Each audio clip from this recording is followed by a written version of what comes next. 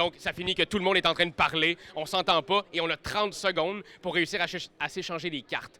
On a 30 secondes pour réussir à s'échanger... Tabarnak! On a 30 secondes pour s'échanger des cartes.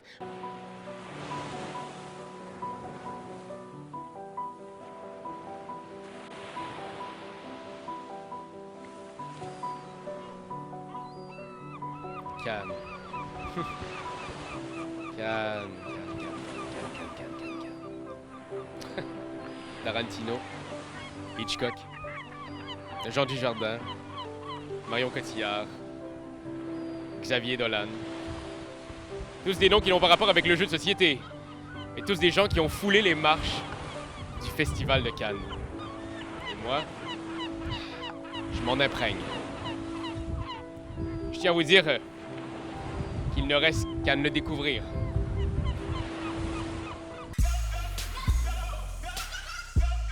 Non mais ça, c'est beau, là. C'est grandiose. On est à Cannes, c'est pas pour rien. Arena for the Gods, le jeu du créateur de Big Book of Madness. Une nouveauté chez Yellow. Puis nouveauté chez Yellow, on parle pas d'une seule nouveauté. Il y en a genre 47 000 nouveautés. Mais celui-là, moi, je suis un gros fan de Big Book of Madness. Je voulais absolument jouer. Sérieusement, c'est le fun en crime!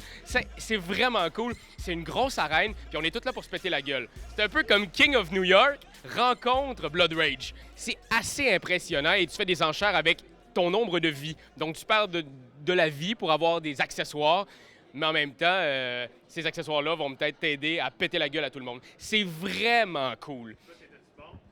J'ai vraiment pas été bon. Mais tu le sais, Internet, moi, je suis pas bon au jeu de société, mais j'aime vraiment ça.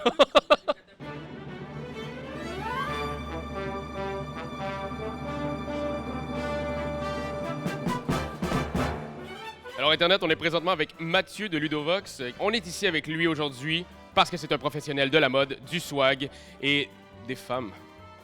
Avec des tentacules. Avec des tentacules? À ce que je vois, là, il y a beaucoup de barbe cette année. Ouais, à commencer par la barbe de Monsieur Fall, mais tu vois, elle est bien taillée, bien droite, on dirait un héros babylonien, tu sais, genre. Ouais, ben moi, j'essaie beaucoup, là, depuis plusieurs années, mais ça fonctionne pas. Mais toi non plus, hein? Moi non plus, ça marche pas. Cela dit, Monsieur Fall a assorti sa barbe à ses carreaux, et apparemment, on va pouvoir jouer au Scrabble sur son costume. Oh, rien de moins, mais c'est le même costume qu'il porte depuis 12 ans. Et sinon, il y a Monsieur Guillaume aussi. On peut dire que c'est une barbe... Alors c'est une barbe fournie, mais tu comprends, c'est une barbe qui est moins travaillée, plus naturelle. C'est vraiment une question de look décontracté. Et effectivement, Monsieur Guillaume est quelqu'un de très décontracté. Oui, ok. On me dit présentement à l'oreille, regardez ici, on a le trio jaune, bleu et rouge. Alors effectivement, on a les Power Rangers ludiques, donc des éditeurs.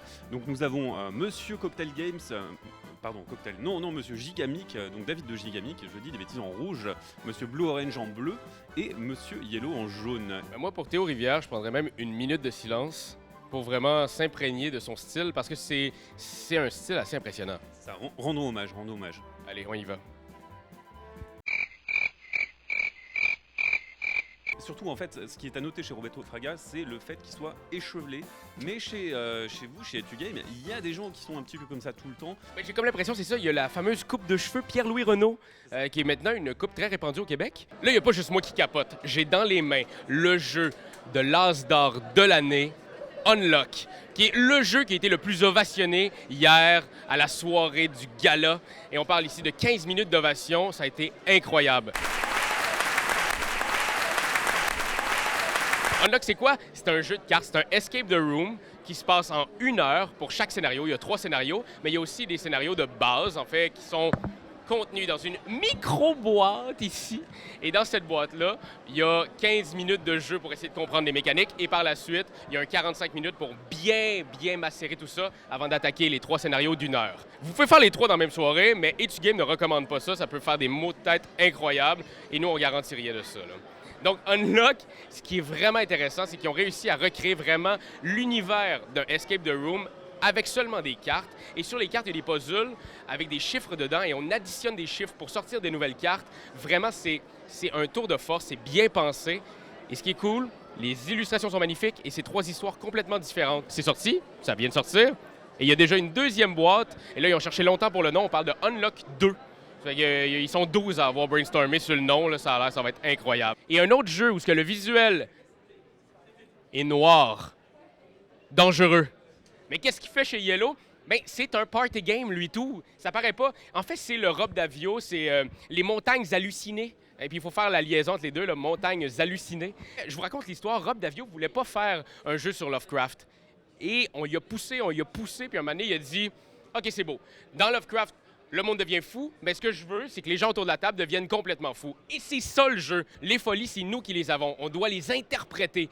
Quand tu as une folie numéro 1, c'est je peux juste dire oui ou non. Quand tu as une folie numéro 2, c'est il faut que je regarde mes cartes, mais par en haut comme ça. Et la folie numéro 3, c'est qu'à chaque fois que quelqu'un va dire un score, je vais devoir surenchérir de 1. Donc, ça finit que tout le monde est en train de parler, on s'entend pas et on a 30 secondes pour s'échanger des cartes. Bref, c'est vraiment amusant. Présentement, quand j'ai joué, c'est pas encore super équilibré. Ça reste un proto, c'est écrit ici « Work in progress ». On va passer à l'intérieur de la salle dans l'amphithéâtre de Bussy pour la remise des prix. On va avoir l'éditeur de Kiko Coucou.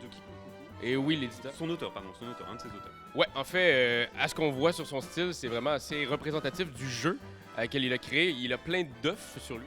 Notons aussi la présence de Beetlejuice qui était auteur de jeu. Est-ce que vous connaissez Bully? Un chapeau gris, une écharpe rouge, bonhomme de neige, emmène-moi dans tes rêves. Donc, Bernard, props à Bully. Il a toujours aimé le Québec, hein, en fait, Bernard, c'est un fan. Oui, et je pense que... Merci beaucoup, on était en direct du tapis rouge avec Mathieu de Ludovox. On vous suit, on vous aime, on vous partage sur Facebook et vous êtes même sur Twitter. On est sur Twitter aussi. Et... Vous comprenez Twitter? Non. Quand t'aimes quelque chose, tu donnes des bisous dessus. Mais comme c'est un ordinateur, tu donneras pas de bisous. Tu vas plutôt commenter, puis tu vas partager. Oh oui, partager, partager, partager. C'est la leçon de Jésus! Randolph, t'as tout pour jouer.